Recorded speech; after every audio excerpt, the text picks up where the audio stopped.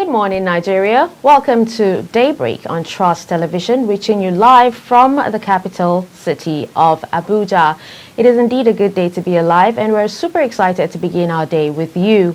I am Darshan Husseina Usman, and with me in the studio is my sister and co-host, Zainab Bala. It's a beautiful morning here indeed. Yes, indeed. Thanks for joining us on Daybreak today. We'll be discussing groundwork towards 2023 elections. We'll be joined by Samson Itodo, who championed the passage of the Not Too Young to Run bill. Well, Dr. Abraham Tarifa, a development economist, will also be joining us to discuss the provisions of the 2022 budget presented by President Muhammadu Buhari as well. We will also be taking a look at the dailies on Daybreak. But before that, let's take a look at October 12th in world history. Take a look.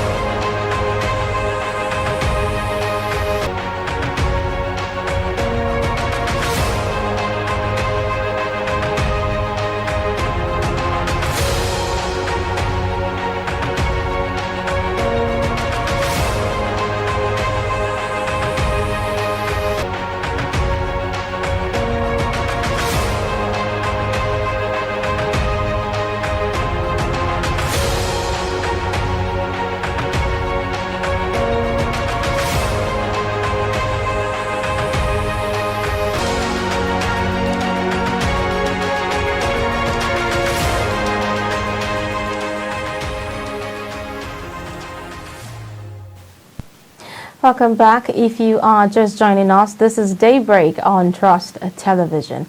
There you have it today in history. Now, today's World Arthritis Day, and October 12th is National Free Thought Day, which encourages people to be free thinkers and base their opinions on facts, science, logic, and reasoning. The day promotes logic and evidence-based decision-making. October 12, 1999, the United Nations Population Fund designates today in history as the approximate day on which world population reached 6 billion. Wow. October 12, 2011, India successfully launched a satellite into space that would exclusively study monsoon patterns. The Mega Tropicus satellite was made with the help of France and World shares data with organizations in Europe and the United States. Now, talking about World Arthritis Day, exactly. it is actually a day observed every year on the 12th of October since 1996. Now, the day is observed to raise awareness about arthritis around the world. The theme of the World Arthritis Day 2021 is Don't Delay, Connect Today, Time to Work. The day is celebrated to raise awareness about arthritis, which is an inflammatory condition that causes pain and stiffness in joints that can worsen with age. Now, World Arthritis Day is a special day that unifies people of all ages, race, and genders to raise awareness of rheumatic and musculoskeletal disease. Each year, thousands of people all over the world take the social media using the hashtag WAD. However, contrary to what most people believe, arthritis is not just a disease seen in the elderly. Some types of arthritis can affect you at any age, starting from childhood. Fortunately, arthritis can be managed easily with proper treatment and a healthy lifestyle. Yes, indeed. Talking about arthritis, I've seen a lot of young people these days suffer from, joint or muscle pains, and I can't really say if it's genetical or not, but then, something definitely, this is actually a good day to, enlighten people, right, on the causes, the symptoms, the effects, and, what can be done to, make it easier for them to handle. Right. Talking about enlightenment, just like we have just read out, people believe it's for the aged. Arthritis only affects the elderly. But it's not, as you've just pointed out as it well. affects them more. But, these days, like I said earlier, younger people, are beginning to experience muscle pains as well, arthritis. Right, so hopefully this day will be used as it is supposed to be for sensitization and all of that. So let's move on to the next segment of the show. Okay, let's take a quick break, and when we come back, we'll take a look at the dailies today.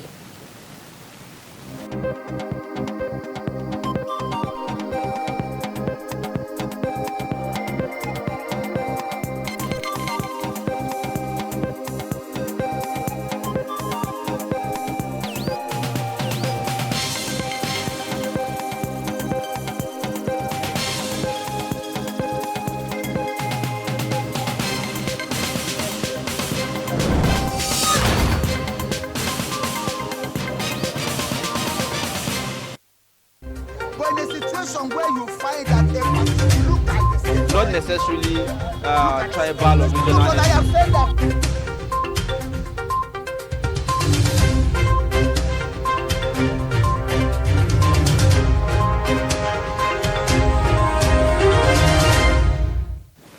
All right, welcome back and thanks for staying with us. It is still daybreak on Trust Television.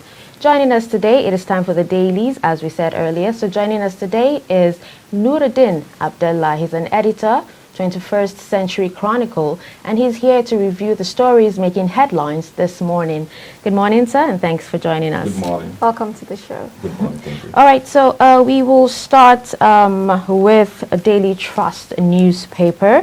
And the main headline here says, Ministers sack looms as Buhari supervises appraisal. Minister's sack looms as Buhari supervises appraisal. And we have a kicker here that says, warns cabinet members on mandate delivery. President in race against time, says ex-permanent secretary. We also have a headline here that says, Antiopen grazing, it's senseless to enact enforceable or unenforceable law, so says Obaseki. Moving on, further devaluation will worsen poverty, unemployment, expert counters Oshibajo. And we have this one here that says, attempts to cause rift between Tinubu Oshibajo will fail, says presidency. And you can find that headline in page 32. In page 10, you can find the headline that says, after 20 million naira ransom, Bungudu Emir still in captivity. And the final headline we'll take here is, constituents tackle Gbajabiamila over delay in declaring late Plateau rep seat vacant. And that you can find in page 32. Okay, let's move on to the next daily this morning, looking at the Nation newspaper. Sit at home continues in Southeast. You also find police warn NSAS protesters in Lagos, Osun. Why I stopped Ndubisi Kanu for burial by judge. You also find Oyo not denying council's funds, says Makinde. That's on page 6 of the Nation newspaper. And the headline says, Buhari lists achievement. And the writer is saying, government targets local production of weapons. Another rider is saying 13.3 billion for community policing. You'll also find I am in the governorship race for the forgotten, says Oni. You also find naira exchange rate should reflect market realities, says Oshibaja. These are some of the stories on the Nation newspaper. All right, with that, we'll move on to Blueprint newspaper. And the major headline there, written in bold, says, how Buhari's post-COVID-19 stimulus rescued economy. And we have a writer here that says, task CBN, commercial banks on speedy release of structured lending. Another writer here states, wants naira value to be determined by market reality. And this next writer here says 14 billion naira of the 471 billion naira farmers' loans disbursed. And final writer, 7 billion naira from 140 billion naira for 5 million solar connection also. All right, we also have a report here on page 9 that states 22,000 girls die of child marriage related complications annually, and that is according to a report. We also have this headline that says the federal government approves 13.3 billion naira for community policing takeoff. And this is to commence local production of military equipment and also establishes 75 billion naira youth investment fund. All right, we also have this particular headline here that says APC Congress drug test mandatory for Kano contestants. And you can find that headline in page 16 of Blueprint newspaper. And this other headline here that says, amidst zoning controversy, PDP decides Mark Mekarfi Ayu's fate today. And that you can find on page 18. Bayero graces turbaning of Mustafa as Turaki of Ilorin. That you can find on page 9. And Nalda land, not for Ruga, says ES. That particular one you can find on page 22.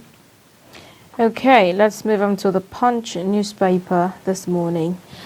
You find right at the top, budget. Federal government allocates 4.2 billion to moribund Ajakuta Steel. You'd also find on page 23, work begins on 16.39 trillion budget. Senate panel gets document today.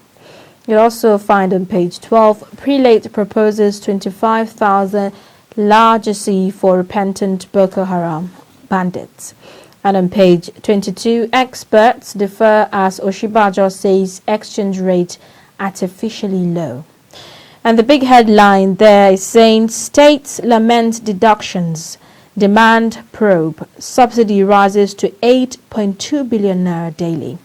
And the rider is saying fuel subsidy opaque. NMPC acts as government on its own, says Commissioners Forum.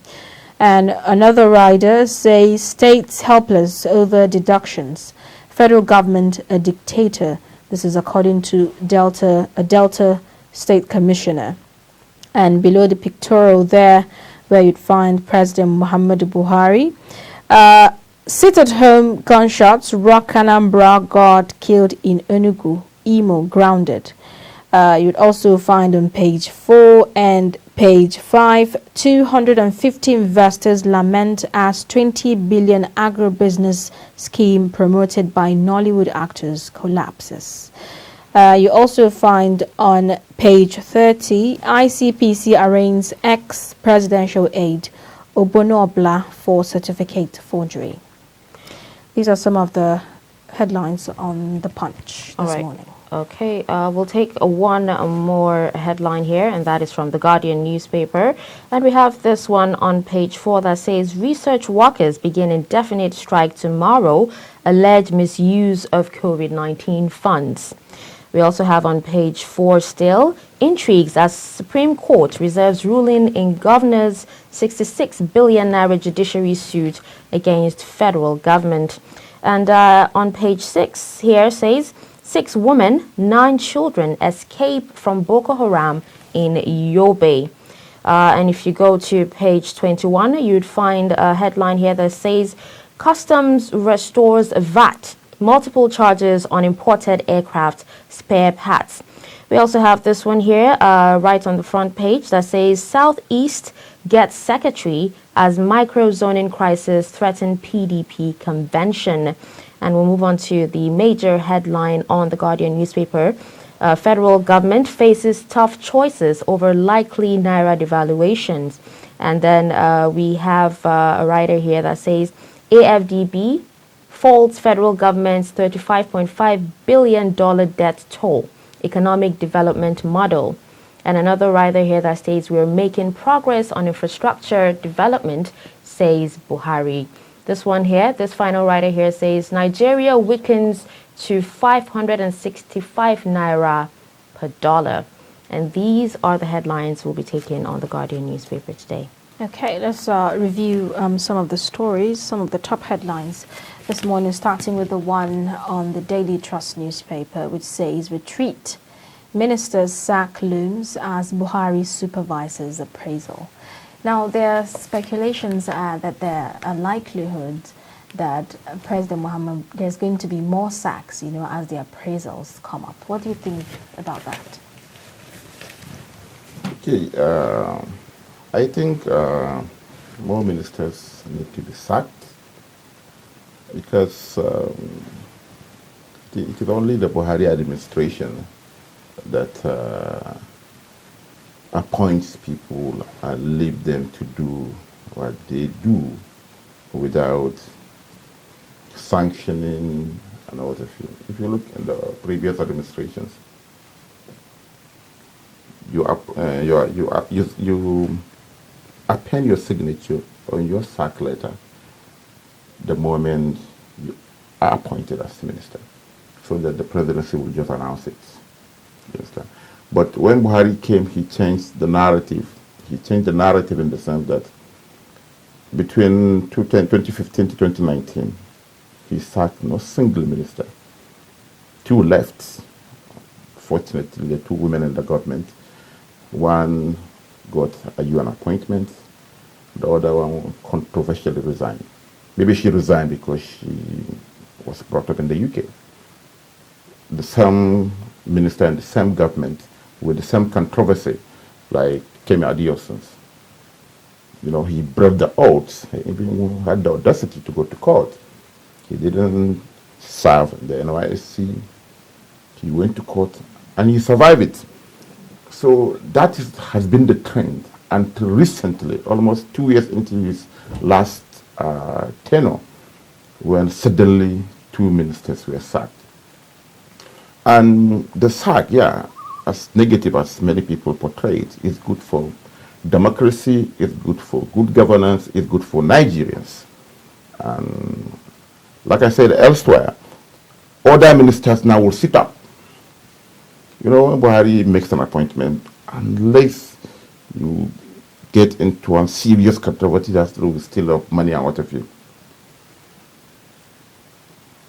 you will do the entire time without being, okay, what is happening and what have you. And this appraisal, this is what she should have been doing maybe even every 2 years. So 6 years after his there is a retreat and his appraisal, he should have done 2 appraisals earlier. You understand? So that people will know. And I hope this time around, schedule will be given to the appointees. Targets should be specifically mentioned to them. You are Minister XYZ, you have target ABC. Well, some would say, on the contrary, that he is on a race against time towards the 2023 elections, and he's doing this, against that time. Are you of that opinion as well? Not really. Buhari won't be on the ballots by 2023. He's serving his last term as president of Nigeria. Buhari may be in the last instance. The constitution provides only for 2 terms. You understand? I think what he did, actually, he just realized that I have less than 21 months as president of Nigeria. I have made a lot of promises. You remember he contested election more than 4 times before he eventually won. Mm-hmm. And most of the key issues he promised Nigerians, so he wasn't able to implement them. For instance, take the power sector, for instance. Mambila is key. But there was nothing on Mambila for 6 years. And maybe that's why the other guy has to be fired, to bring a new guy. Okay, you are on the seat now, and these are your targets. These are the things that you should do within so time. And take other sectors as well. There are so many ministries that you see that nothing is happening. All the ministers will just be caught in some unnecessary controversies, abandoning their statutory mandate. So I think this is whether more ministers are sacked or not. To even say that this is the first time the newspaper are saying that ministers will be sacked in 6 years. You understand? So this is good for democracy, good for Nigerians, good for even the president himself. At least now there is people will be okay. It won't be a jolly right. I may be fired. But why did it take this long? Why wasn't it done sooner? I think that is the Buhari style, like I said. He has this tendency that when you guys complain, maybe it has to do with his military mentality or background. He's a converted Democrat, like he severally said. But you remember the service chiefs? So much campaign, fire these guys, fire these generals. They have failed and what have you. But the man is something like this. Until suddenly, he wanted to take Nigerians by surprise. Right. Then that the service chiefs were fired. Even these ministers, when the former agri minister said that you can eat an decent meal with 30 naira, the man did like this until his cup was full and he was just giving the boot. So we think that this is good for democracy, The ministers now will sit up. Those who always move with siren disturbing people now will go to the office or they will be on oversight. So I think better late than never. That's it. Okay, let's talk about this particular headline. That's the anti-open grazing, and it says Obaseki here saying that it is senseless to enact unenforceable law, and a lot of governors in the south and also in the east do not believe in open grazing. What's your take on this? Do you know this issue has been politicized so much? It has apparently become the agenda of the governors ahead 2023. Like he said, yeah, it's difficult to enforce it, but another thing, it will continue to brew violence, particularly in the south. You remember the Sunday Igbohos. If the government cannot stop the herders from grazing in their open lands, then he volunteered and he led a militia attacking, ransacking, maiming, and the herders. My thinking simply is animal husbandry as it is now, is a business. These herders are mostly from the north. The north has the land. Instead of begging, southern governors allow open grazing or not, why can't you solve the problem? Why don't we have, how much does it cost? After all, you can do it in Niger. If the guy in Benue is against it, you can do it in Nasarawa. If the guy in Plateau is against it, you can do it in Kaduna. And so on and so forth. You understand? Again, now, even some of the southern governors are keen in because there is money in it. It's a business. If you do it, two things. You will know the census of your herders. Instead of them just moving around the street, causing confusion, kidnapping for ransom. You will know how many are there. You should be able to figure out who are the bad elements among them. Two, you will have value for money. You will educate their kids. They will not just move even like savages in the bush. When they grow up, they will come to the street and they will be kidnapping us for ransom. Thirdly, even the animals will be held there. You understand? During the colonial time, the lands were earmarked for this. But subsequent regimes came and they just abandoned it. Even the roots were taken over. So that is the essence of this conflict. And the Southerners are saying, we don't want it. They have the right to do that. Whether they are going to enforce it or not is another thing entirely different. And mark you, in Southwest, for instance, they have the Amotekun.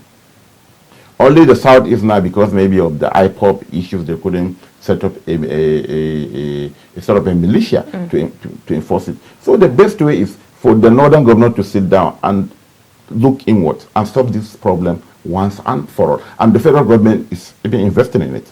There is money from the Netherlands that you can warehouse these people. The essence of moving from one end up to this thing can't be forever. Okay. Now, some experts are saying that in order to make the open grazing law, come into play. They need to involve some of these pastoralists in finding a balance to what will work for them. Do you think that will change anything? That is not possible with the charged political atmosphere.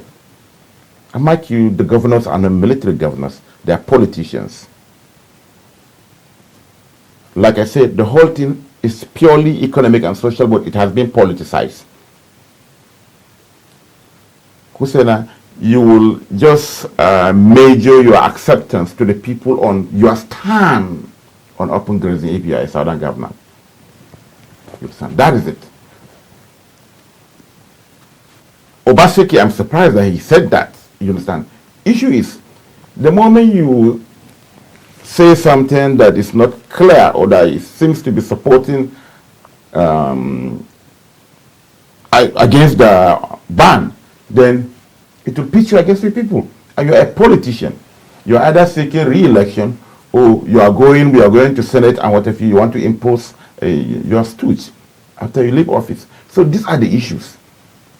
Engaging the pastoralists, for example, they did it in Benue. Before the Southern started, the Taraba guy did it. Darius Ishaku banned open grazing by the law of the State Assembly. Autumn did it. Like I said, the whole thing was political. And that was why even in clear implement, like in the case of Autumn, as a herder, the hurdles for acquiring land to ranch my cattle in Benue is almost impossible the way he did it. Certain people were targeted and what have you. So the whole thing is strictly political.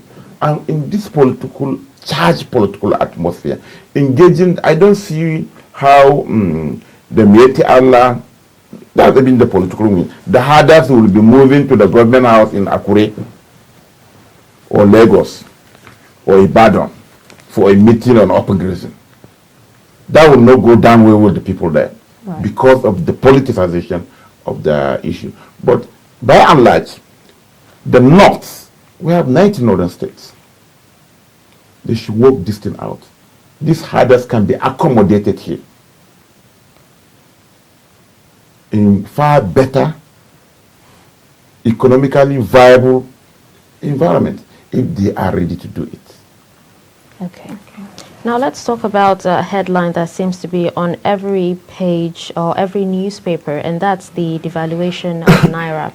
And the Vice President, Oshibaja, saying further devaluation will worsen poverty, unemployment. Expert counters Oshibaja as well. All right, so can you just, let's have your reaction to this. So the naira actually is in a free fall for quite some time, getting to almost to 600, like you said in one of the headlines now. To $1. And why? I think largely, when this government came, for more than 2 years, newspapers, commentators, economists were asking, who is the president's special advisor on economy? The whole thing is about the economy. The whole thing is about the cost of bread. The whole thing, whatever you do, cost of bread is very important. And look at it now. So, more than 2 years after, the president eventually had a special advisor on economics, domiciled in the office of the vice president. About a year ago, he finally had an economic team. The team was populated by eminent economists, experts. But what's the problem? When last did you see them meeting the president, or even on telly? So that is the issue. I think the presidency as a whole, didn't give economy that much desired attention. And that is why. And secondly, the CBN, in trying to save the naira, between September 2020 to September this year, they dish out more than 20 policies. But apparently, the policies were not working. The masses were at the receiving end. Yes. And why? it has to do with your production. It has to do basically with your production, or else you will be eating away your foreign reserves. And that's where we are. So the naira continues. There is no grammar you will speak. The value is depreciating by the day. Check the cost of bread. So everybody is feeling across the country. What you buy 10 naira is now getting to 50 naira. And bakers are actually threatening to shut down. So I think apart from soaring up our forex, take even the policy of banning sale of forex, banning official CBN giving Bureau de Change Operators. Actually, it didn't work out that way. I think the government, particularly the CBN and other fiscal policy regulators, they need to really review this thing. What exactly is the problem? Because the inflation is too much. So would you say our economic models are not working? Not economic model per se. You may have a very perfect economic models that work elsewhere, but it's about the implementation. Look at even our forex regime. Some manufacturers are saying there are about 3. There is one for Husseina, there is one for Dashim, there is one for me, and there is one for the general public. And you remember some 2-3 years ago how the forex thing has been bastardized. The former central bank governor and the former mayor of Kano once even accused the CBN of dishing out forex to people close to the government. You can sit down in your garden, make some phone calls, and you'll be allocated forex, and you can make millions from your sitting room. So these are the issues. And you know, when in those days, people think when they say inflation, they will say it's economic grammar. But now people know what inflation means, and they now know what purchasing power means. Now they know what GDP per capita means. If you have 100 naira, take the public transport. How much was it before, and how much is it now? How much is a bottle of water? So the thing is coming, the package is just collapsing. So the government certainly need to do something, because everybody is feeling it. The rich, the poor, and the dying middle class. So it's clear, and everybody, and it's not the model per se, but even the implementation. You can have a very perfect model, you can have a very nice car, but when you decide where you have to put the gas, you put water there, what do you expect? When you say you should on it and allow it to run for maybe 10 minutes, but you refuse to do that, you just ignite it and keep going, you'll have a problem. So certainly it is not the model per se. Right. But even the implementation, are we implementing the model as it should be? So these are those issues that we have to look inward and save the situation before it's too late. Okay. Now let's move on to another headline, and it's basically a report from UNICEF saying 1.3 million Nigerian girls drop out of school annually. If you recall, yesterday the International Day for the Girl Child was celebrated, and I don't know, what do you think? Do you think insecurity has a major role to play in this? Sure. As a parent, for instance, and you live in one of the northwest states plagued by banditry, you have 2 choices to make. To either send your girls out to school to be abducted by some bandits, taken to the bush, abused, or you live at home. So these are the issues. We had Chibok, we have Depchi, that's the Boko Haram. Now the thing has come here. We had Kagara, we had Kankara, we had Zampara, and so on and so forth. The figure is even not even scarier, even as it is, if you look at the number of abductions that took place just in the last 2 years. more than 5,000 schools closed just within 6 months after the abduction in Kankara, the president's hometown, in December 2020. And April, when the Kagara Zampara abduction took place. So parents were scared. What I'm saying, even though leaving them at home is equally not a safe strategy, because these bandits, they can ransack schools. They ransack schools because it makes political statement, and they get a larger chunk of ransom. As I'm talking to you now, more than 80 school children abducted more than 100 days ago in FGC Yauri are still with the bandits. 2 months ago, you had the BBC report where some parents were even saying that the bandits called them, they are no longer negotiating for ransom. But they're saying they've married off the girls. Just imagine as a parent. So all these things will certainly affect the rate of the dropout and even enrollment. We are battling for long because there are more than 110 million children out of school.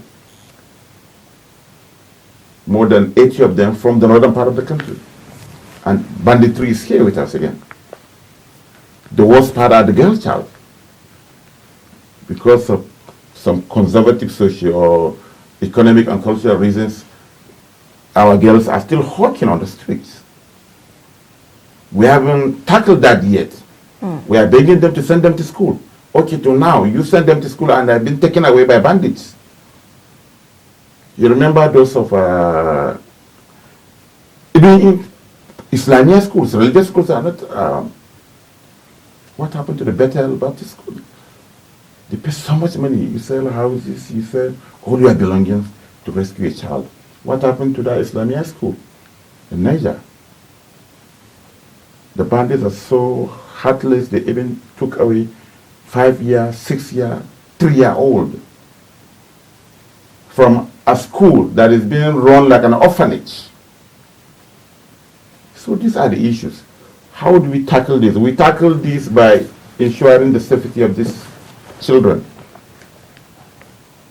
You can only ensure safety when you eliminate these bandits and banditry once and for all. That's the way to go. If not, if this thing continues, maybe in the next 2 years, this figure will triple or more. So would you say the federal government strategy, to tackle these issues is not yielding any results? Not really, because these are figures collated over time. And if you look at what is happening in Zamfara, so many, the federal government actually has deployed so many measures, which is drastic and desperate measures. Mind you, in some part of Zamfara, in entire part minus Gusau, there is not even mobile network. Weekly markets closed down. Filling station shut. Banning of movement of livestock in and outside the states. Selling of foil and jerry cans. And what if you... So the government has adopted really a drastic measure to ensure that these people are routed out. But again, even the military, I think they have their own limitations. Because what they are doing in Zamfara today should be something that be done across the red zones.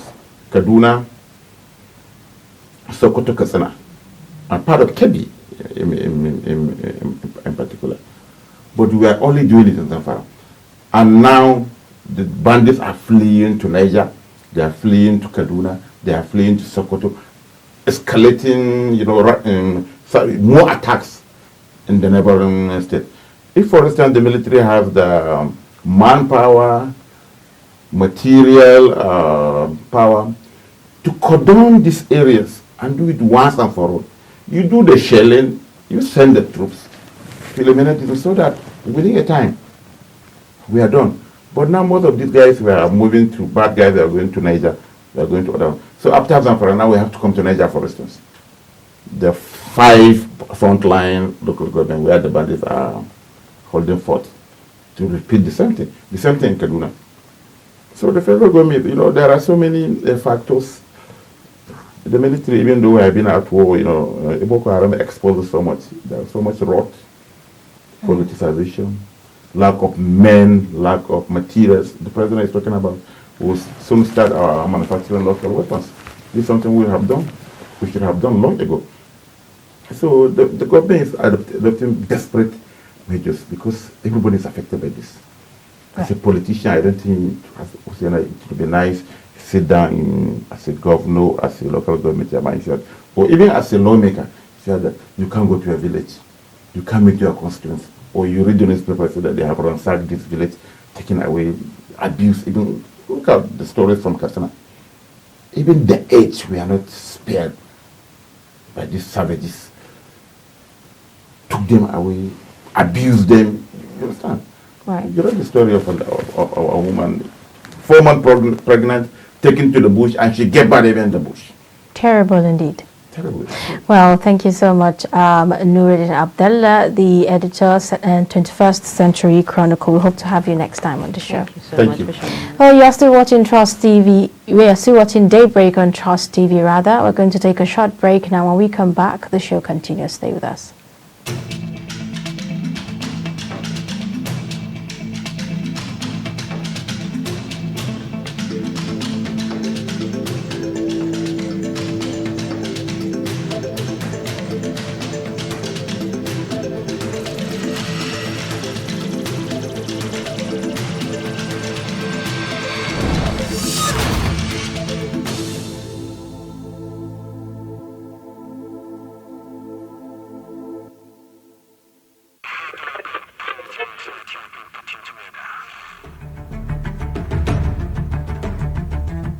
Suleiman, Aya, and Tari, all from the Sulubawa clan, with a unique wealth of culture and deep love for cattle, which truly reflects their sense of family.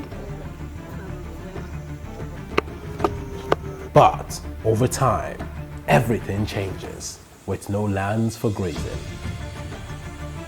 Experience the incredible story of the Fulani people, loved ones they must protect, the journey they must take.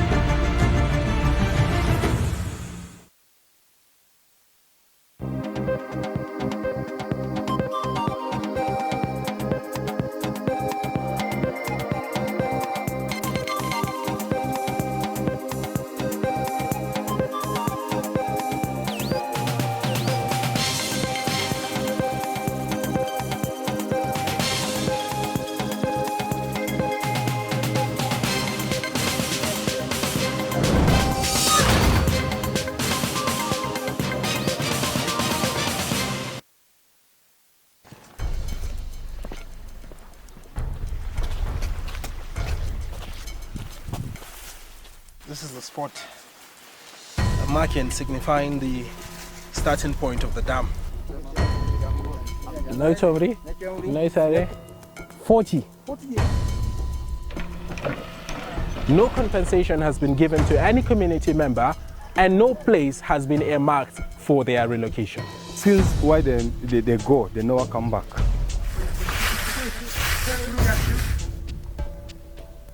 And this is where the hydroelectric power dam is supposed to be constructed. But for many years, the story has remained the same.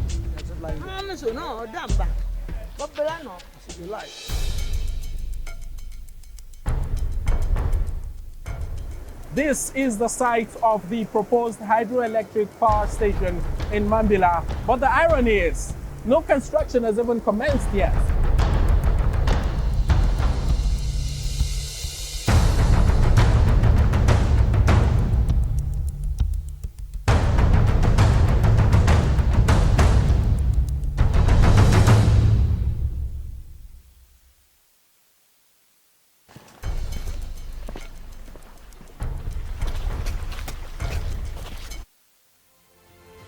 Get latest updates on current topical issues and breaking news by downloading the Trust TV mobile app on your Android devices. Go online, click Google Play Store, search Trust TV, install the app, and get doses of unfiltered information on happenings all over the world in your pocket. Trust TV, documenting the Nigerian story.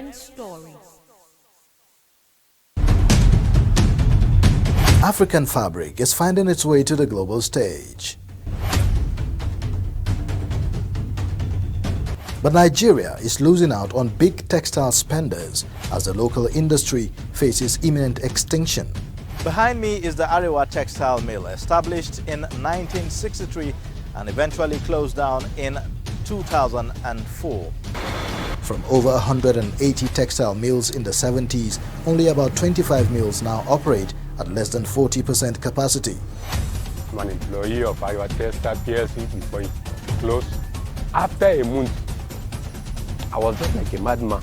In a day, they laid off 4,500. The once thriving sector struggles to compete with an annual import of $4 billion.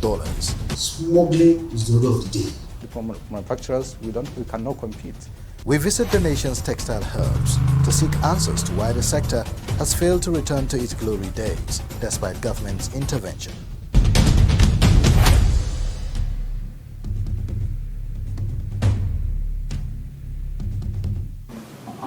Welcome back. If you are just joining us, this is Daybreak on Trust Television. Now, members of the conference committee set up by the Senate and the House of Representatives will be meeting to harmonize position on the Electoral Act Amendment Bill to address difference between the chambers of the National Assembly. Top on the list is electronic transmission of results and methods of conducting primary election by political parties. The Senate version of the passed bill gives INEC powers to transmit election results electronically, subject to the approval of the NCC and the National Assembly, while the House gives INEC powers to transmit election results electronically when and where practicable. Samson Itodo, who championed the passage of the Not Too Young to Run bill into law, has just returned from the UK, is joining us to discuss legal framework for the election. Welcome to the show. Okay. Thanks for having me. Good morning. Good morning. All right, so now you've been away from the UK on a study tour, and while you were there, you know, there's been many political developments have been recorded at home. Until now, the amended Electoral Act passed by the National Assembly has not been transmitted to the President for assent. What has been your assessment of the political situation back home while you were in the UK? Well, the political developments over the last 1 year have been disturbing. You can see the increased insecurity in the country. There's heightened polarization within our space. The economy isn't performing well due to either COVID-19. We also have issues, you know, relating to just politicization of the entire electoral reform and the political reform process. Have there been some marginal gains? I'd say yes, there have been some marginal gains. At least we are still a country, even at 61 post independence. We're still, 22 years of, I'd say, partial democratic rule, because the current state and the management of our democracy is quite disappointing. The civic space is shrinking. You can also see the fact that the rule of law is being undermined, both by state and non-state actors, and that's troubling. And so you wonder if the constitutionalism actually means anything to political actors. We've also seen elections where political actors try to seize political power at all costs, disrupting elections and undermining the integrity of our electoral democracy. So, to a large extent, quite disappointed with the way the polity is. I'm sure every Nigerian is worried and tired with the level of insecurity, and today we sleep in our homes, not feeling secured. And And then you wonder if government is performing its own responsibility and functions under the social contract that exists between the state and citizens. So I think that it's sad that we're where we are, but I have tremendous faith and belief that things can change. In fact, that's why I got back. To be honest, a lot of people are wondering, why did you come back?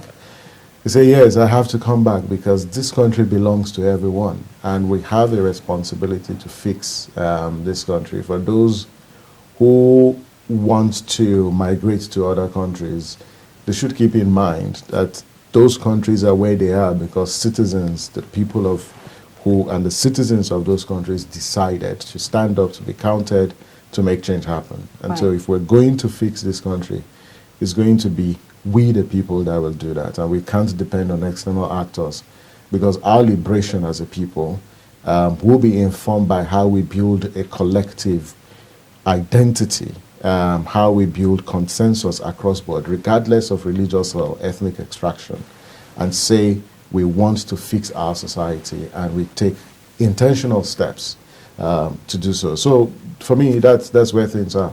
So you wrote an article on Nigeria's electoral bill. What does this article highlight? Yeah, so I've written a couple of pieces on the electoral act for very obvious reasons. One, the fact that, yes, the country is undergoing reforms, political reforms, is expected of any democracy. That democracy is a journey, and because it's a journey, there are several junctions that you stop, and you have to reflect on whether you have upheld the principles of democracy and the conduct of democratic activities. And the electoral reform process is one of those junctures within the democratic process where Nigerians and our democratic institutions are undergoing a reflection on to what extent have we ensured that the sanctity of the ballot, that the votes cast at elections are credible and the will of the people are respected. The second point is around the democratic institutions that conduct elections. INEC, our political parties, media, civil society. These are critical stakeholders that are central to the democratization process. And so how do we strengthen these institutions to perform their sole responsibility and function of deepening electoral democracy? So this reform process was providing that opportunity for that. And also, how do you foster electoral justice? Today in Nigeria, justice is for a few. Justice is for those who can afford it. And it's just the top 1% that have access to justice. That is problematic for a society, and a divided society like Nigeria. That if people cannot have access to electoral justice, then you are ready and you're actually priming your society to imperil your democracy. And so this reform process was just geared towards addressing some of the shortcomings, whether procedural shortcomings or policy gaps within our electoral process.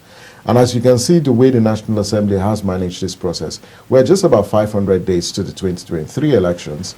I'd say they are significant, and the piece I know you're referring to is the convergence, the divergence, and the dilemmas in the entire reform process. And I looked at the entire spectrum of the reforms that the National Assembly passed.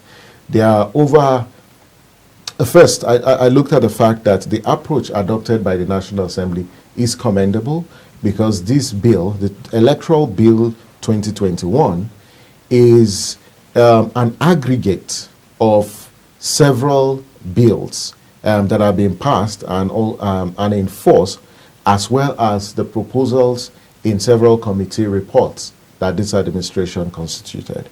So first, we had the 2010 Electoral Amendment Act that was passed in 2010, and that bill was amended twice. We had the 2015 Amendment Act that was passed just before the 2015 elections. Now, in its 8th Assembly, the National Assembly passed a bill and the President declined, assent to the bill. And that bill does contain some progressive amendments that can yield the kind of reforms that we want. Now, this current bill harmonizes all these amendments to the Electoral Act. So I'll say plus or minus, we're going to have a new Electoral Act, which is good for our democracy, which is good for our elections. Now, it's one thing to have, a new electoral law. It's another thing for that new electoral law to address some of the concerns and the gaps within the process. And so there are vast majority of issues that I consider, progressive, and both chambers as well as the Nigerian public seem to have converged on those issues. The first issue critical to this is the issue relating to the financial independence of INEC, that it needs to strengthen the financial independence of INEC. And why is this important? You recall in 2019, the election was postponed. So we've got two, sort of general elections where our elections were postponed. Now, what really happened was the fact that in 2019, the budget for the election was about 184 billion naira. Now, INEC didn't get its budget until 6 months to the elections. Now, elections are a huge and cumbersome enterprise. Right. And so if you're releasing funding for the Electoral Commission 6 months to the election, it is very difficult to conduct elections in Nigeria. A lot of people don't know what it takes to conduct elections. We have as of 2019, we had about 120,000 polling units. Every polling unit in Nigeria would have ballot papers, and we had 84 million registered voters. And the planning for elections is based on the number of registered voters. So each polling unit, each voter that is registered on our voters register is entitled to 5 ballot papers. Now, you have different levels of results collation. You have at the polling unit, you have the ward, you have the local government, and the state. Each of these stages of results collation, you also have result sheets. You have from EC8As to about D or E, right? Now, why am I saying this? We produced 450 million sheets of paper. And I tell you, in the build-up to the elections, there's no company in Nigeria that could produce that amount of papers.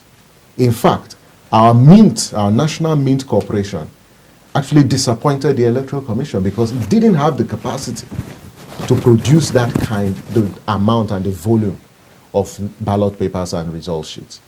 And keep in mind that the electoral law also gives political parties about 30 days to still substitute candidates. And so it means INEC cannot produce ballot papers until candidates have been nominated. And so if you have only 30 days, right, to produce 430 million sheets of paper, you're not producing them in Nigeria, you're producing them out of Nigeria. By the time these papers do what? They are shipped to Nigeria, you now have to distribute to the 36 states. And from the 36 states, it needs to go to the local governments, right? And at the time we were conducting elections, there were several logistical issues that we needed to address. And you'll be shocked that in some of the airports that we have in the country, they didn't have a forklift to ferry the volumes of papers. Now, all of this happened because, first, your electoral law does not give the Electoral Commission adequate time to manage and deal with logistics. In the same vein, you're also releasing the money for the election very late. We were going into elections in February, and then by December, INEC only got the remaining the outstanding funding for the elections in November. This is contained in INEC's official report on the 2019 election. So it's not my own sort of analysis. It's based on INEC's report. So INEC's financial independence, and the new law provides that, or the new proposed law, because it's in inchoate status, provides that 1 year to an election, INEC must get all its funding for elections. And I think that's a progressive amendment. The other amendment to the Act was in relation to, the power to review results declared by returning officers under duress. It's so disappointing that in the National Assembly today we have politicians and senators who sit in the National Assembly who force the returning officers to declare results at gunpoint. But they are currently sitting in the National Assembly and making laws for our country. That is unacceptable. If we're a country that is serious about democracy, if we're serious about change, if we're serious about excellent leadership, I don't think those people should be making laws in our hallowed chambers. They should be in jail. But the reason why they can't be in jail, it's because your law provides that if an electoral officer declares a result, INEC does not have power to review that result, even if that result is declared under duress or has been falsified. The only way that result, that declaration can be vacated is through an election tribunal or another competent court of a court with competent jurisdiction. And so some of these proposed amendments, tend to address some of these shortcomings. But they are also, what I call the divergence, and where they diverge. There are about 16 to 17 clauses where the Senate and the House voted differently. There are 3 that I flagged in my piece. The first one was on electronic accreditation of voters. Whilst the Senate retained accreditation of voters using smart card readers and any technological device, I don't know what the members of the House of Reps were thinking when they passed a bill that removes any technological device and limits the use of smart card readers for electronic accreditation of voters. Now, I think that's actually a rollback, and it's not a progressive amendment, and we urge the House of Reps to adopt the Senate version, because as you know, the phones that you're using today were not the phones you were using in 2 or 3 years. And technology advances, and as society evolves, there are new technologies. In fact, I must say this, that the smart card reader is now an obsolete technology. Right. And INEC has deployed a new device for electronic accreditation. So our laws should be futuristic and not taking us backwards.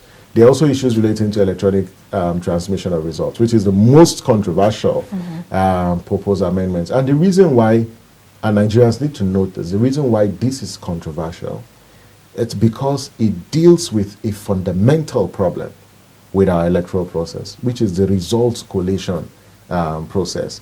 And the politicians are fighting and pushing against this because it will limit their ability to compromise the results collation process. Because that's how they rig elections. They no longer rig elections at the polling units. They wait until it goes to the ward, or on the way to the ward, they alter the figures or they miscalculate, and you see some computational errors, but at different collation levels. But if you have electronic transmission, depending on the kind of system that INEC deploys, that is why the proposal by the House that the voting and transmission of results should be determined by a procedure by INEC is what I consider the best and malleable proposal that Nigerians should adopt. But the one for the Senate is very dangerous for our electoral process, and it should be rejected. And I think it is shameful that the Senate could pass such an amendment that infringes on INEC's constitutional powers, but also limits the ability of the Commission to be innovative, to respond to emerging trends within our electoral process. Yes, the Harmonization Committee was meant to meet last week. They didn't meet, and we hear that the Senate is going back to recommit the bill to pass certain sections. Yes, direct primaries is one of them. There are pros and cons of it. If I were the National Assembly, I will just retain the current proposal, give the political parties the opportunity and the power to determine the procedure based on either direct or indirect primaries. Yes, direct primaries may deepen democracy, but I say that we don't have political institutions. Our political parties, as at today, don't have the capacity to conduct direct primaries. Okay, so let's just move on to the Not Too Young to Run bill. You championed the passage of that bill, if I'm correct. Now, do you think the youths are ready? And also, since the passage of that bill, no youth has actually been elected as a senator or a House of Reps member, or even a governor or a president, are you disappointed with the fact? No, I'm not disappointed with the fact, and I don't think it's actually accurate that no youth has been elected into those offices. Let me give you a picture of what happened before the passage of Not Too Young to Run. The youth representation in Nigeria, pre the passage of Not Too Young to Run, was about 5%. So in 2015, only three young people under 35 were elected into the House of Reps. There were just 3 of them, because our youth definition is 18 to 35, but the current national youth policy classifies youth as 18 to 29 and not 35, but we look at the African Charter. And that's where we were in 2015, when the bill was passed, and there were only 3 amendments that were made to age criteria. First was for state houses of assemblies. The age was reduced from 30 to 25. House of Reps was reduced from 30 to 25. And the president was reduced from 40 to 35.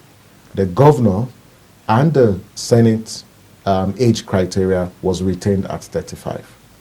Therefore, if we strictly adopt the age definition of youth as at 35, it means that both for Senate and the governors, no young person is qualified to run for those seats. So that explains why you probably don't have those young people. But if you look at this House of Assemblies, as of 2019, there were 22 young people between 25 and 29 who are in the State House of Assemblies as at today. We have 4 speakers of State Houses of Assemblies who got into office at 31, 32, 33. Plateau, Kwara, Zamfara, and Oyo State. So you see that the figures are increasing, but they aren't where we want to be. In the House of Reps, there are about 13 of them who are under 35 as of 2019. And so the percentage of youth representation in elective offices shot to about 6.6%. That's where we are. And that's abysmally low, because out of 1,558 elective positions where INEC conduct elections, you have only about 103 that are occupied by young people, and that's 6.6%.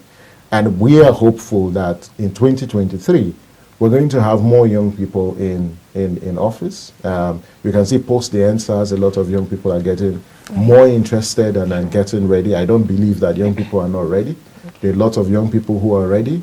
And I know that come 2023, we're going to ensure that we have a lot of young people in the State House of Assemblies and the National Assembly. But more importantly, it's not young men, but young women, because we want to encourage more young women to get politically active and run for office. And we do all we can as a generation to support them. Okay, let's talk about political parties. In Nigeria, we have 2 major political parties, the PDP and the APC. Some will say the difference is just in the name. What are your thoughts about that? I align myself with that thought, that the difference is just in the name, because honestly, I can't disaggregate the political ideology of the 2 parties. And we have so celebrated valueless politics within our society that people just move from one platform to the other without any regard for values, So I completely agree. And why is that the case? It just boils down to, the political culture in Nigeria. The fact that you've got political parties who care about just contesting for public office and securing political power. And the sad part is they don't secure political power to advance the common good. They secure political power to settle inter-elite wars and to primitively accumulate wealth. It isn't about the interest of the people. Because if it's the interest of the people and the politicians have respect for the people, they won't jump ship like they do. Because it's even morally wrong that people give a political party power in an election and you get into office, and what do? You just move into another political party and claim that, oh, it's the people that ask you to move. It's unacceptable. It's unacceptable political behavior. And on both ends, both parties are actually grappling with the same issues. One, there's lack of internal democracy within the parties, so they are not any different. One of the parties today still has caretaker committee or leadership for several months, but for internal wranglings and activism within the party, they probably wouldn't be going for a convention. The other party is also grappling with its own leadership problem. And so you see that there's something fundamentally wrong with our political culture. Why is it that politicians want power at all costs? Anywhere they find themselves, all they clamor for is political power. They don't care about how will they use this power to advance what the common good. If it's in the interest of the people, our political actors will exhibit a different political behavior. But what you currently see is one that has absolute disregard for the will of the people. They are only interested in elections. They're not interested in aggregating social interest. They're not interested in defending the public interest or national interest. It's just about power, power, power. And so if there's a likelihood of obtaining power in a particular platform, they just move. Right. Okay, zoning principles seems to be polarizing politicians along regional and ethnic lines. What is your position on zoning per se? Now, you see, when you're a divided society, we must note this, that Nigeria is a creation of regional and ethnic pacts. And that's our history. And the best way to address issues relating to polarization within a society and to foster unity is through what we call, constitutionalism, which is the distribution of political power. And if you don't distribute political power, what you create is tension. And once you have tension, the chances of social instability or political instability is very high, because the country belongs to us. So for me, I advocate a balance between power sharing and distribution vis-a-vis competence and capacity. And that's critical because our history and evolution is central to how our politics is shaped. And we cannot divorce our history and where we're coming from our politics, because the Nigerian state is a creation of regional and ethnic pacts. And that forced marriage of 1914 that brought the North and the South together, has shaped the way politics has been run. Therefore, if you want to foster national unity and cohesion, you must distribute power and distribute it in such a way that every segment of society feels represented and every segment of society can aspire, to run the country. If you exclude a section, whether ideologically, whether procedurally, you actually prepare your country for polarization, and that's what we are experiencing. So yes, zoning or distribution, whether you call it, I prefer to call it distribution of power and power sharing, must be underpinned by certain principles. And first is we cannot compromise on competence, we cannot compromise on capacity, we cannot compromise on character. And I say for every part of our country, we have people, men and women, young and old, who can provide leadership for our country. Well, thank you so much for coming on the show. We have been talking to Samson Itodo, one who championed the passage of the Not Too Young to Run bill. We're going to go on a short break now. When we come back, we're going to move to the next segment of the program. Stay with us.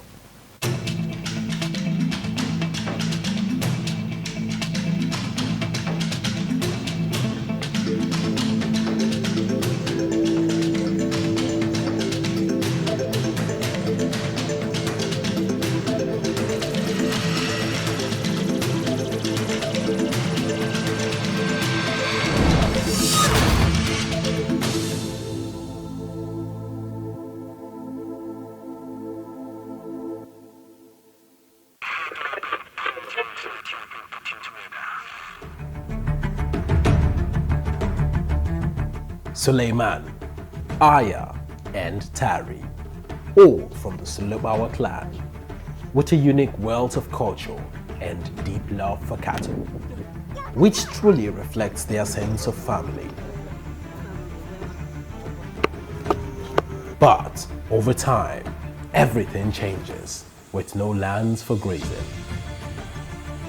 Experience the incredible story of the Fulani people, loved ones they must protect, the journey they must take.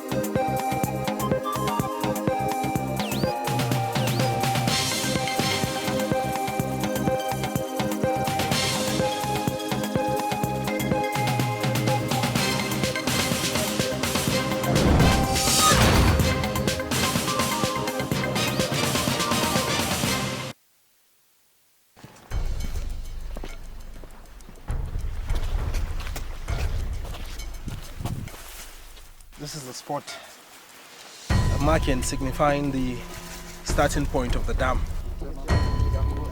No chomri, no sare. 40. No compensation has been given to any community member and no place has been earmarked for their relocation. Since why they go, they never come back.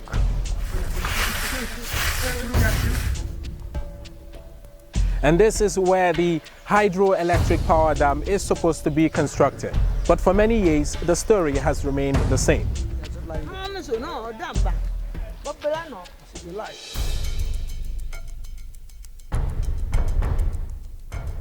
This is the site of the proposed hydroelectric power station in Mambila. But the irony is, no construction has even commenced yet.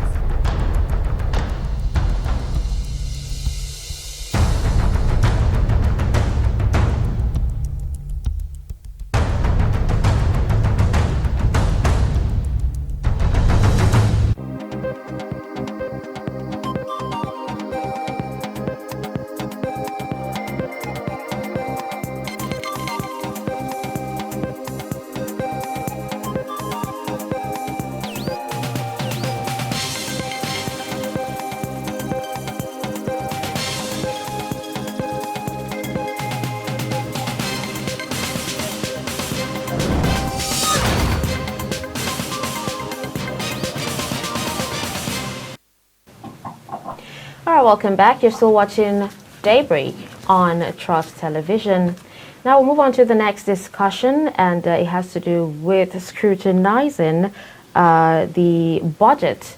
President Muhammadu Buhari on Thursday, October 7th, presented to a joint session of the National Assembly 16.39 trillion naira 2022 budget.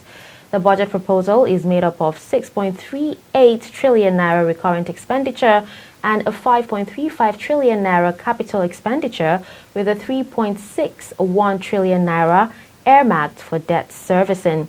Now, over 6 trillion naira deficit will be financed through borrowing, a move many people have actually raised concerns about. To analyze provisions in the budget, we have with us in the studio Dr. Abraham Terfa.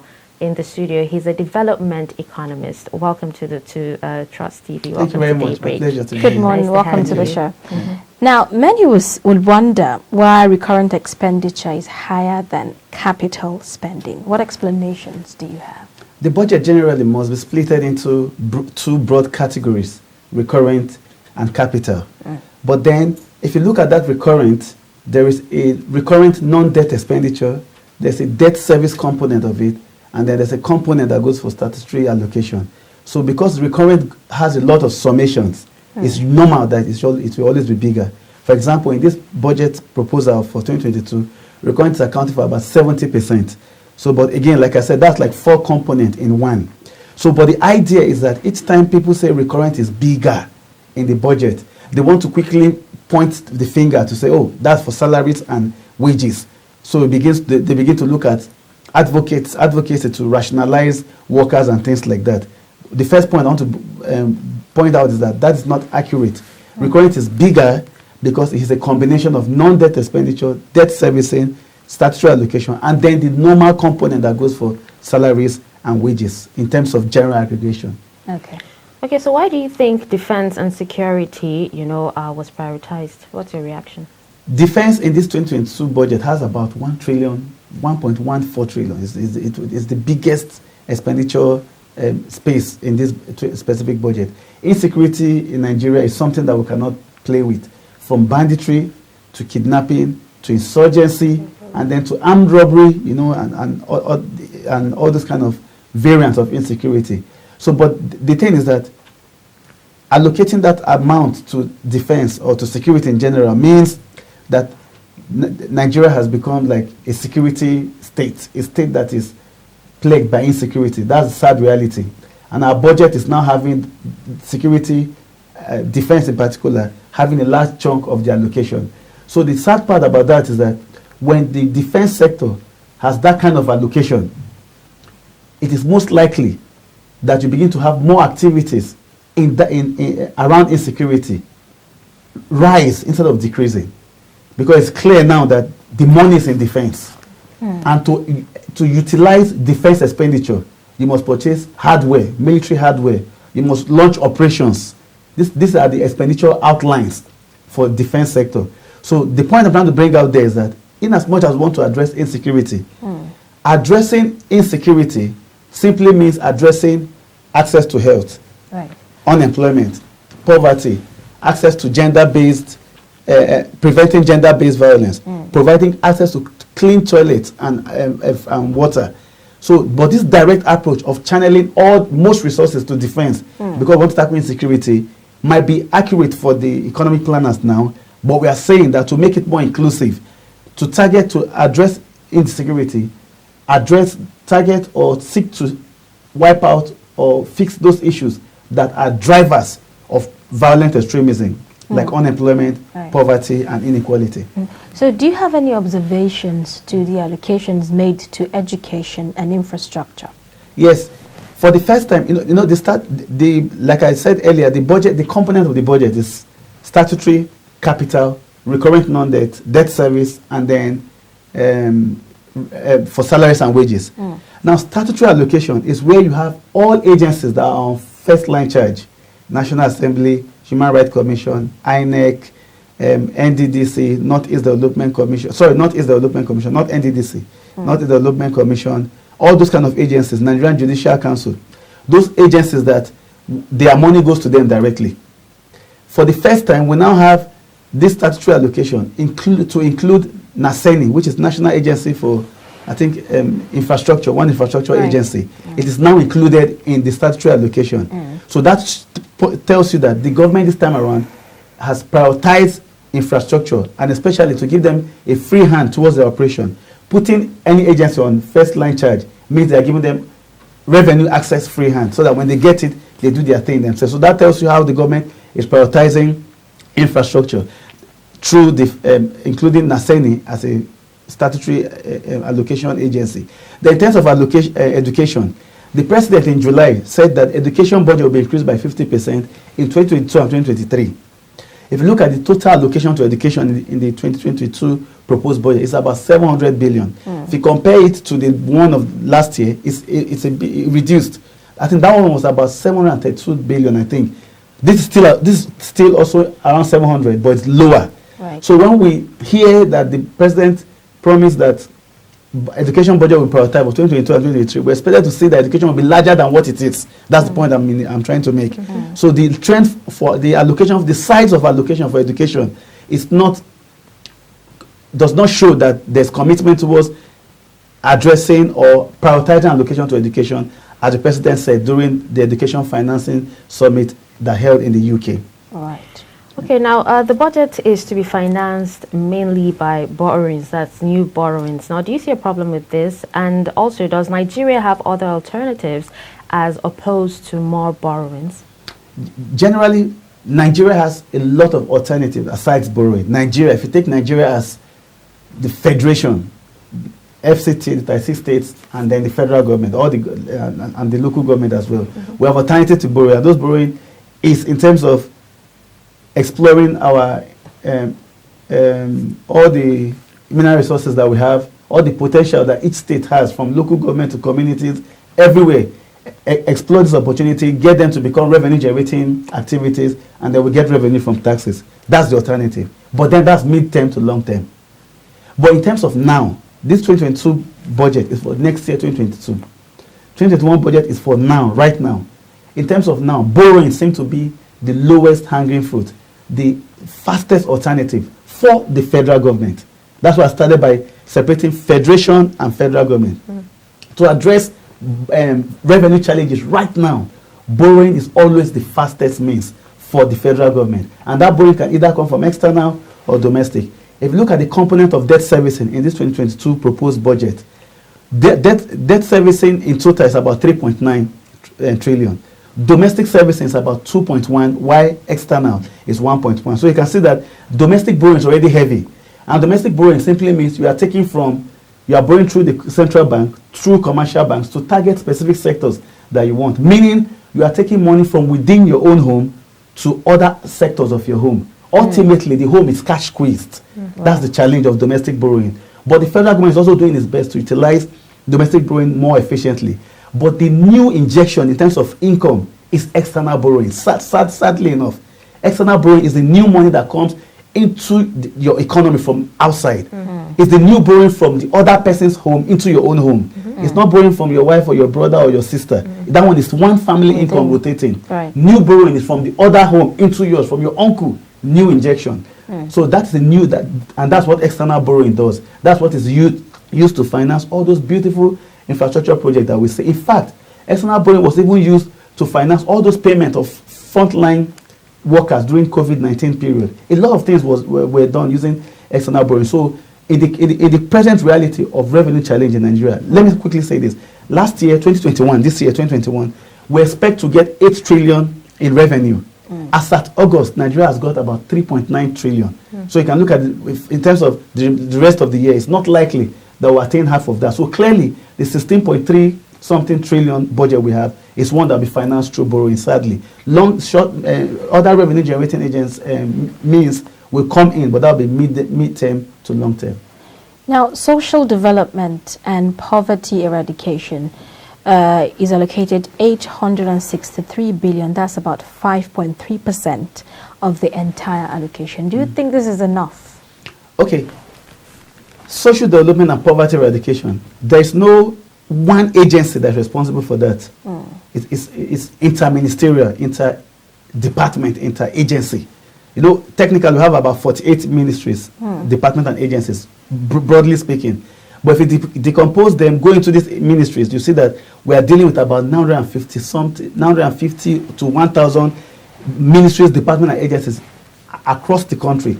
So social development and poverty eradication is the program each of these agencies, departments, and ministries are doing that is tied into social development and poverty eradication. Ministry of Labor and Employment, humanitarian, all of them put together. But economically, because of the way fiscal management wants us to arrange our budget, it's important to always classify your budget into economic development, social and poverty eradication. So how that is done is that you go into the details of the budget, you get every item that's to do with social development and poverty, you find a way of summing all their codes, and then it gives you that allocation. So, but from what you asked, the idea is that we cannot, this is not the time to be investing less in social development and poverty eradication. I already told you earlier that to address insecurity, tackle poverty, tackle access, address out of school children, access to clean water, to tackle rape, address clean toilet and access to clean water, to tackle criminality and bag snatching and armed robbery, fix street lights, ensure safety to work day and night. So this is the concept. So if you want to really address this insecurity, poverty, and the rest, that allocation to social development and poverty needs to be increased, because social sectors like health, education, agriculture are frontline ministries or sectors towards addressing all the inequality we see and the poverty and those factors that make people take up to violent extremism. So it will be important within the context of the reality of how much the federal government can get to prioritize allocation for social development and poverty eradication. Ultimately, if the money is not there to increase their own allocation, what the federal government always do is to use environment to move expenditure switching. Environment is like expenditure switching. Carry from one expenditure line to another line. You reduce from maybe access to data and prioritize addressing sexual and gender-based violence, for instance. You reduce from purchase of new car, increase addressing job creation, things like that. So the government always have a way to prioritize these programs. And what we are saying is that even if the revenue is not there, it's important to prioritize social development and poverty eradication. Okay, now let's talk about the health sector. It was allocated 5% from the budget, and it roughly translates to 820.2 billion naira. Now, will this percentage greatly improve the sector, and do you see an end to the lingering doctors' strike? The budget analysis is done in terms of size, share, sensitivity, and then specifics. So in terms of size, that amount will depend on the state of budget programming in the health sector. What projects are new and what projects are ongoing. If a lot of projects are new, then based on the zero-based budgeting framework, they'll be getting fresh allocation as per their cost estimation for implementing those projects. But if it's ongoing, that project might have gotten maybe 10 billion last year. This year cannot have the same 10 billion because it's ongoing. They've attained a level of implementation into this year. So this is how most capital projects are allocated budget. But if you look at the structure of health sector budget, it is mostly recurrent. Because don't forget, in the health sector, recurrent expenditure also has a capital dimension. Because we are talking about personnel that will man those beautiful hospitals you've built, primary healthcare centers that you've put in Gambarungala, in Chibok, in Shani, down to Oyo local government, in Ikeja. You need nurses and midwives to man those places.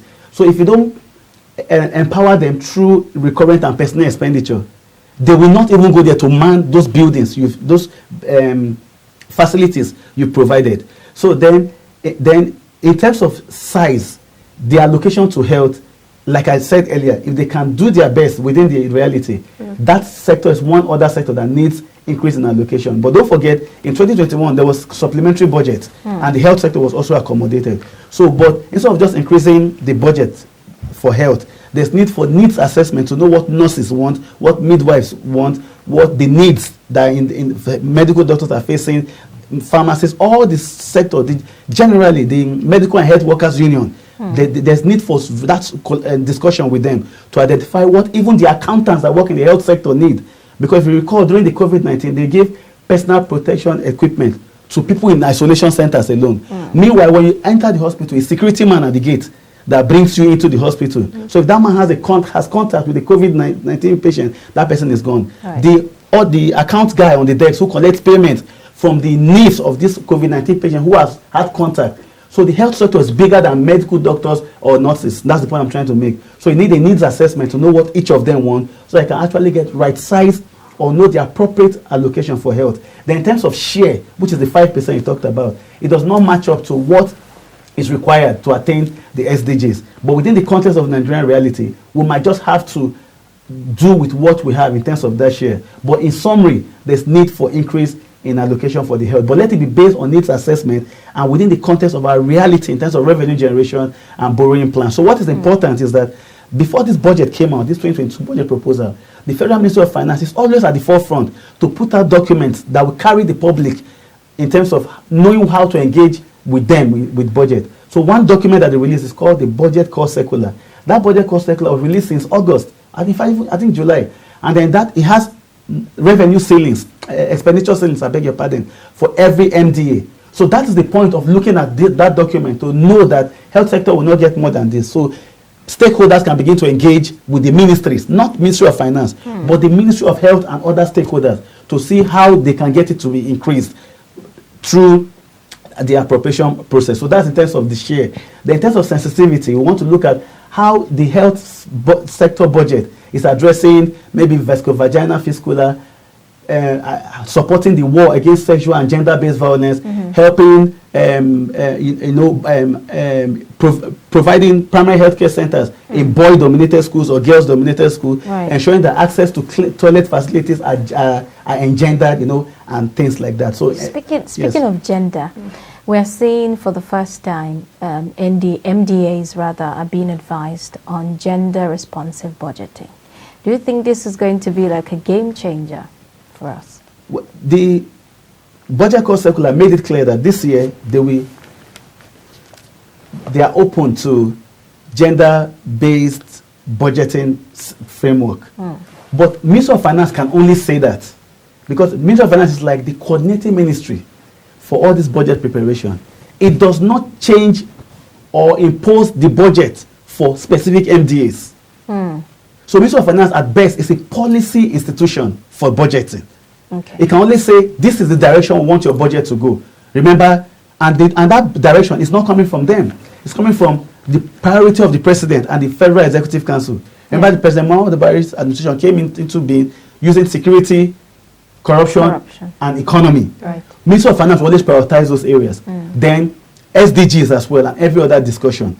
Now, in terms of negotiation, the budget call circular made it clear that the budget will be open to gender-based, gender-responsive budgeting. Now, in the president's speech when he was presenting the budget, he also made it clear also. So now, what is now left now? Because where the stage that the budget is right now, the budget has now been presented to the National Assembly, right? So we're entering that space whereby National Assembly will be inviting heads of ministries, departments, and agencies for discussion. Now the ball is in the court of National Assembly and the people who will be going to do the defense. National Assembly will now be asking them, you are Ministry of Agriculture, where are your projects that prioritize women or girls? Where are your projects that prioritize boys or young or male children? This gender doesn't mean it's all about women. It's simply about inclusion for women, and men, boys, girls, based on the area that they are excluded. For example, if ICT is dominated by men, for example, then there's need to engender the ICT space to bring in more females. If maybe lawn tennis is dominated by females, the Ministry of Sport will have to engender lawn tennis by bringing in more some percentage or proportion of males. So that is the concept. The Ministry of Finance will only say it, but to ensure that it is actually done, it will be the ministries, departments, and agencies to ensure that NAPTIP, for instance, EFCC, ICPC, the gender department of the police, all are now giving better allocation to pursue their fight against sexual and gender-based violence. But if that is not done at agency, department, and ministry level, that statement will just be an umbrella statement, and there will be no action to follow it. But the Ministry of Finance and the President have done theirs. They are saying we are open to accept better budgeting that will prioritize gender. So it is now up to the MDAs to do it. And the National Assembly, in the course of the defense, to point out to these MDAs, to show them where is the allocation for maybe inclusive schooling in Sokoto, for instance, or in northern Nigeria. Show us the allocation last year. Show us what you are proposing now. How did they perform last year? And how do you seek to prioritize? If this is not done, it will just be understatement that's been made. But generally, it's a good start for gender-responsive budgeting in Nigeria. Indeed. Okay. Now, the presidency intends to spend 1.6 billion naira on new cars. Some people would actually say it's misplaced priority. What's your take on this?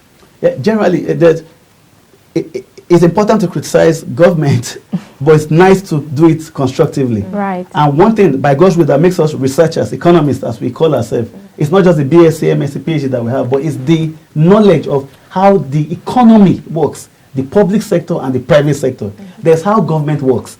And the presidency, which is the state house, has a lot of departments. On the budget, you just see state house or presidency. But there's VP office, there's president's office, there's chief of staff office, there's office for the SDGs, office for MDGs, there's state house clinic, a lot of departments. There are some internal security operations that goes on there. There's a lot of sectors.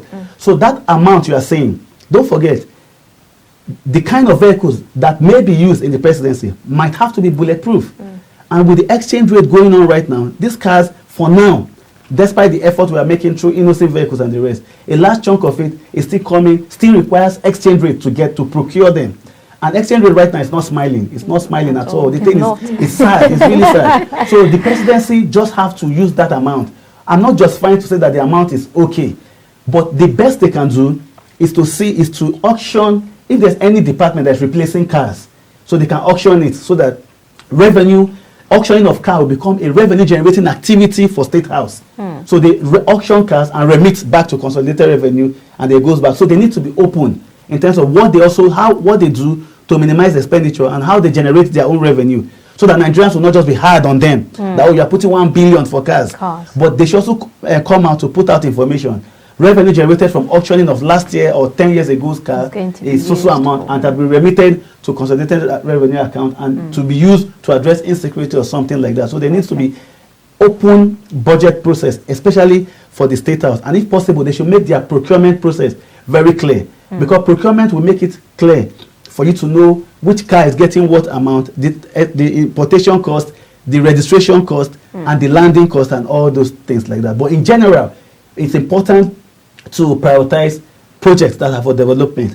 But these projects are implemented by people, and no one will be happy to hear that the people representing our country are being killed through very sad and cheap means. Right. So that bulletproof car for most of these agencies is part of the security measure. So, but it's like I said, which I really want to emphasize, there's need for open reporting on how auctions are conducted in government agencies, especially the presidency, and revenue generated from them should also be made public, so that people will see that they too are making effort to improve their own internal revenue generating activity. Okay, so quickly before we round off, what is your general assessment of the budget?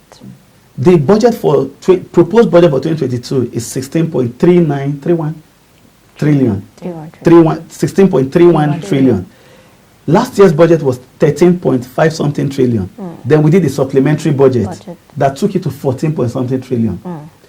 So from that 14 to 16, within this year alone, if you are to adjust that 16 trillion to dollar, our budget needs to be even bigger.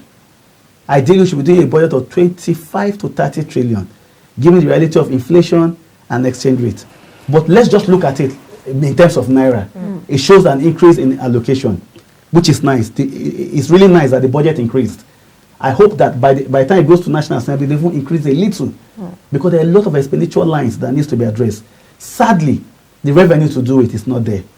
So we need to improve our effort in internal revenue generation, and then put a searchlight eye on MDs to ensure that they improve their internally generated revenue as well. Then the borrowing, which seems for now to be the lowest hanging fruit for the government to use to finance the budget, there's need to make it more transparent. What do I mean? As soon as the borrowing is to be procured, what it should be used for should be made clear. Yesterday, the executive arm of government did, I think, a mid-term ministerial review, and I followed it personally. The VP gave detailed speech on how they've implemented the economic and sustainability plan. And other speeches were also made. So you see how the government is actually doing their best to make use of this revenue, but they still need for stronger effort to improve our revenue generation. But generally, the budget in terms of size is okay. The capital budget is this time higher than the debt servicing company, which is okay, but we need to do our best to reduce procurement of new debt, and then work out better strategies of servicing our debt, while looking at how we can improve revenue generation, even if it means rewarding agencies and departments that are doing their best to contribute to internally generated revenue for the government. Well, thank you very much. Thank you so much for joining us in the studio, and thank you so much for your time. My pleasure. Well, Thank Dr. you so Abraham Tarfa is a development economist. Hopefully we'll have you soon again. All right, stay tuned. Up next is What's Trending. Don't go nowhere. Thank you for coming. Yes. So it's Tifa. Is it Tifa? Which one was first? Which one was first on the screen? It's A.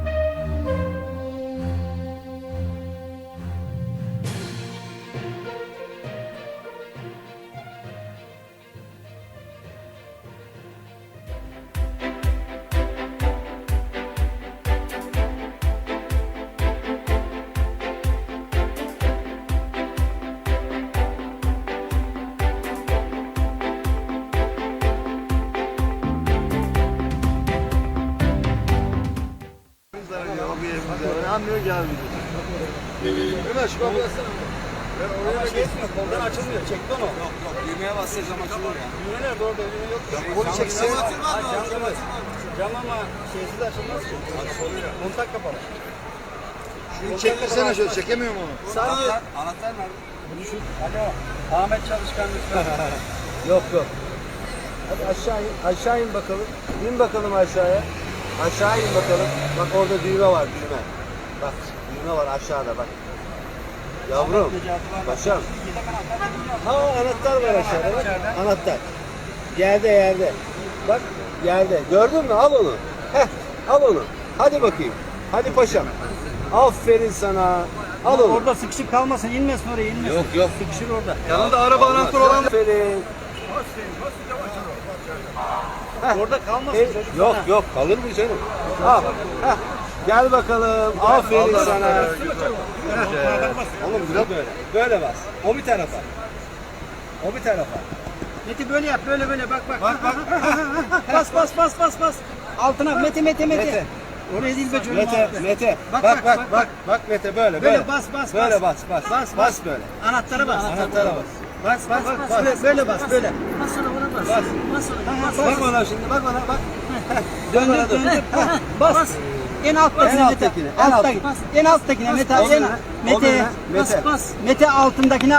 Bak Mete. Bak buraya Mete. Dur. Basacak o. Altındakine bas Mete, altındakine. Ha bak Mete, bak buraya.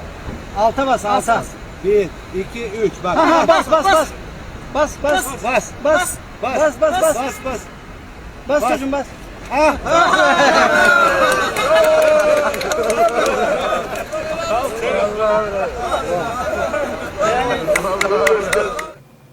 Well, as we have all seen, that was a video that surfaced online showing a toddler locked in a car while his father tries to put him through unlocking himself. Now, Z, the first thing, you're finding it funny, but then the first thing that came to my mind when I saw this was, what were they thinking in the first place? Exactly. Except, is it some form of cultural initiation or something? I don't know because I can imagine, this toddler doesn't even look, like a year. He doesn't look like he's up to a year. He looks like an 8-month-old baby. And then most toddlers, what they want to do is just play. And I'm sure him unlocking that car was by mistake. Yes, indeed. Yes, he was just playing around with or fiddling with the key, and then it unlocked. I would like to see the face of his mother, really. Like, what she'd be feeling. Like, seriously, like, how can, grown men just gather around, okay, what if he wasn't able to unlock the car, or, I'll just assume that the AC was on or something. But then, a toddler, all a toddler wants to do is play around, play with toys and everything. This is dangerous. It is. Would you like to see more of this? It is dangerous. Take caution, please. Don't allow toddlers in your cars. And don't allow them with your keys as well. All right, I think with that, we will move on to the next segment, which is Sports in 60. Stay tuned.